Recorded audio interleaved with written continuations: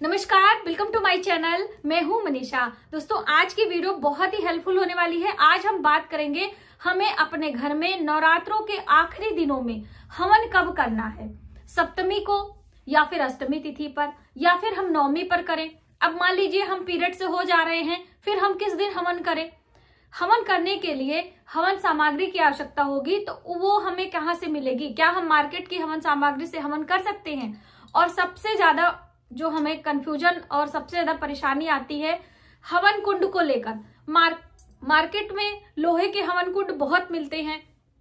हम बात करें तांबे के और इस तरह से पीतल की, तो ये नहीं मिलता है। अब इसका छोटा सा रहता है, इसमें हवन करते बनता नहीं है, क्योंकि हम इसमें समिधाओं से, लकड़ियों से हवन करते हैं। तो कैसे हवन करें, बहुत सारी समस्या है। और किस मंत्र से हवन करें। तो चलिए देर न करते हुए वीडियो की शुरुआत करते हैं और आपकी एक एक कंफ्यूजन को दूर करते हैं, जिससे आप भी नवरात्रि व्रत के आखिरी दिनों में अपने घर में पूर्ण श्रद्धा भाव से अपने परिवार के साथ में एक साथ बैठकर हवन करें और माता महालक्ष्मी और माता महादुर्गा की कृपा आप सभी पर बनी रहे, ऐसी मेरी शुभ कामना है। तो चलिए हवन कब करना है पहले ये जान लेते हैं। तो देखिए आपके परिवार में कैसे होता है। जैसे कि किसी के यहाँ सप्तमी पर हवन होता है, किसी के यहाँ अष्टमी या फिर किसी के यहाँ नवमी पर होता है। तो यदि सप्तमी तिथि पर हो रहा है तो 10 अक्टूबर को सप्तमी मान्य की गई है, आप हवन कर सकते हैं। इस बार अष्टमी और नवमी एक दिन लोग मना रहे हैं, वो हमारे लिए शुभ भी है। तो आप अष्टमी और नवमी का मान्य 11 अक्टूबर को करेंगे, तो आपने अष्टमी तिथि में 11 अक्टूबर को कर लेना है। और जैसे बहुत सारे लोग पूरी सभी विधियां नहीं कर पाते, ऑफिस वगैरह कुछ भी है, तो 12 अक्टूबर को भी सुबह सवेरे 10:58 तक आपको नवमी मिल रही है। तो यदि आप सभी पूजा की विधियां, हवन आदि सब कर लें और कन्या पूजन 12 अक्टूबर को कर सकते हैं, क्योंकि जो कन्या पूजन का समय होता है, बहुत सारी ये भी कंफ्यूजन थी कि हम कन्या पूजन कब करेंगे, यानी कि हवन से पहले कि हवन के बाद में। तो देखिए रोज की पूजा, आपको जो मंत्र जप करना है, जो आपकी कथाएं हैं, वो सभी पढ़ने के बाद आपको माता रानी को सभी हलवा, चना, पूरी आदि का भोग लगाते हुए आपको हवन करना है। हवन में आप अपने पूरे परिवार के साथ में विधि विधान से हवन करेंगे, प्रणाम करेंगे। उसके बाद कन्या भोजन करेंगे।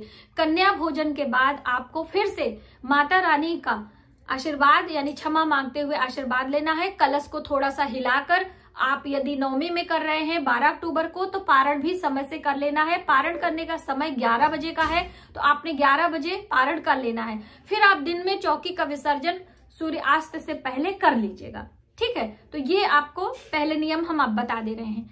अब आगे जानते हैं कि लोहे का हवन कुंड है, फिर हम क्या करें। तो देखिए यदि आपके घर में कच्चा स्थान है, मिट्टी है, तो आपको खड्डा खोद के एक हवन कुंड बना लेना है और उसी में थोड़ा सा स्वस्तिक बनाकर गौरी गणेश का ध्यान करते हुए, अग्नि का पूजन करते हुए हवन करना है।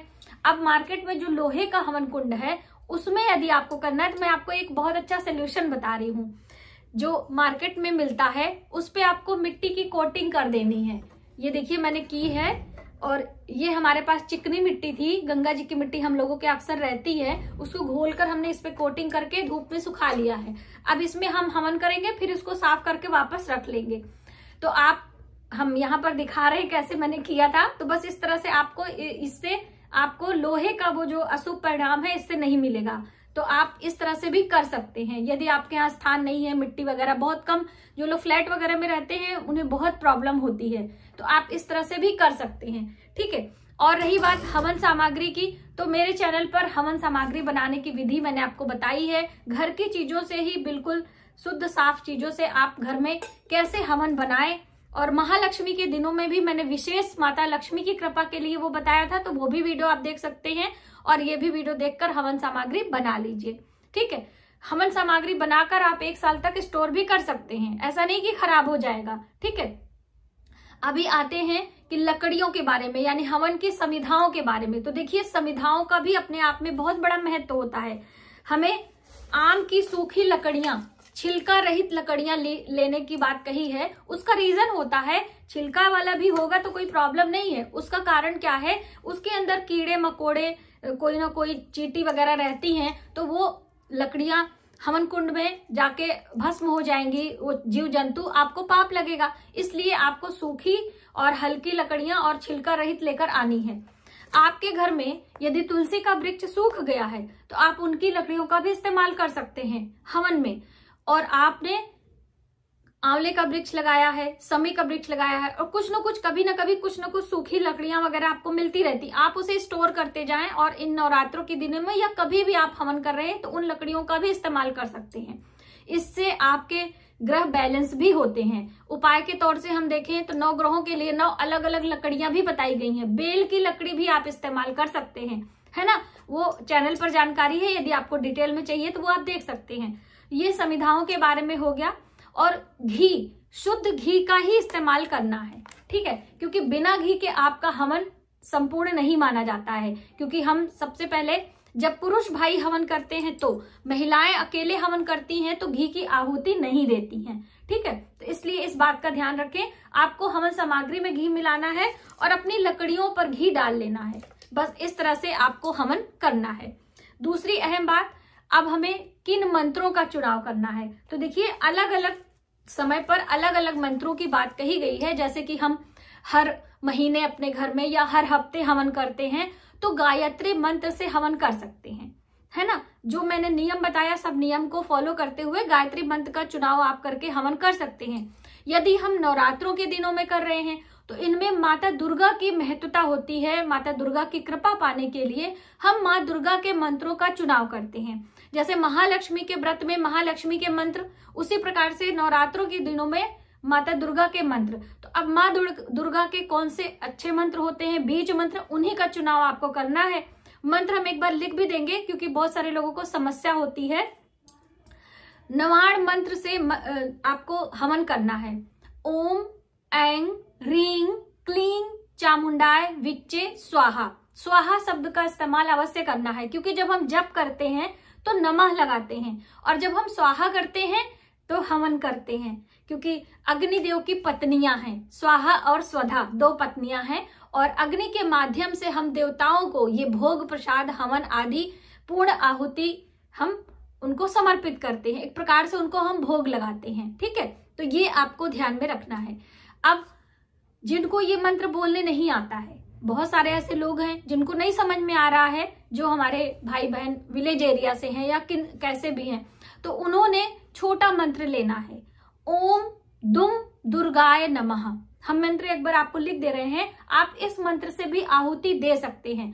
ओम दुम दुर्गाय स्वाहा, ओम दुम दुर्गाय स्वाहा, ये मंत्र आप ले लीजिए। या फिर दुर्गा सप्तशती में, जो दुर्गा सप्तशती पुस्तक है, चाहे गोरखपुर गीता प्रेस की हो चाहे और कोई, उसमें माता दुर्गा के 108 नाम हैं। आप वो मंत्र ले लीजिए। 108 बारी हवन करना है तो आप मंत्र बोलते जाइए और हवन करते जाइए इस तरह से। और उसमें आपको काउंटिंग भी नहीं करना, क्योंकि एक एक मंत्र अपने आप में वो गिनती से 108 होते हैं, तो आप 108 बारी कर सकते हो, ठीक है। ये बिल्कुल सरल तरीका है। और जब आप 108 बारी माता दुर्गा के मंत्रों से हवन करेंगे तो हवन करने से पहले कुछ बातों का ध्यान रखना है कि हवन में जब हम अग्नि प्रज्वलित करते हैं तो सबसे पहले जैसे भूमि में जब हवन किया जाता है तो भूमि का पूजन, क्योंकि उनकी आज्ञा से आप हवन करेंगे, भूमि पूजन, अग्नि पूजन, कुंड का पूजन। उसके बाद आप अपने देवी देवताओं का, यानी कुल देवी, पितृ देवता, ग्राम देवता और 9 ग्रहों का ध्यान करते हुए, हवन डालते हुए आप अपने 108 मंत्रों का जप कर सकते हैं। ये हवन करने के नियम के अंतर्गत आता है। कभी भी आप हवन कर रहे हैं तो यदि आपको अधिक जानकारी चाहिए तो ये पुस्तक में दिया गया है हवन करने की विधि, तो आप ये भी ले सकते हो। आराम से अपने घर में आप हवन कर सकते हो, क्योंकि देखिए हवन करने से हमारे घर का वातावरण शुद्ध होता है, हमारे घर का ऑरा सकारात्मक ऊर्जा से भरपूर होता है। इसीलिए आपको पितृदोष वगैरह के लिए हर रविवार को बताया जाता है कि आपने हवन करना है ना, वो उपाय के रूप में। लेकिन यदि आप अक्सर करते हैं तो आपके घर में सकारात्मक ऊर्जा का वास होता ही होता है। तो बस इन सब छोटी छोटी बातों का ध्यान रखते हुए आप अपने घर में नवरात्रों के दिनों में या कभी भी हवन करें तो आप कर सकते हैं। आज की वीडियो कैसी लगी प्लीज हमें कमेंट करके जरूर बताइएगा। मिलते हैं एक नई जानकारी के साथ नए वीडियो में, तब तक आप अपना अपने परिवार का ख्याल रखें। जय माता दी।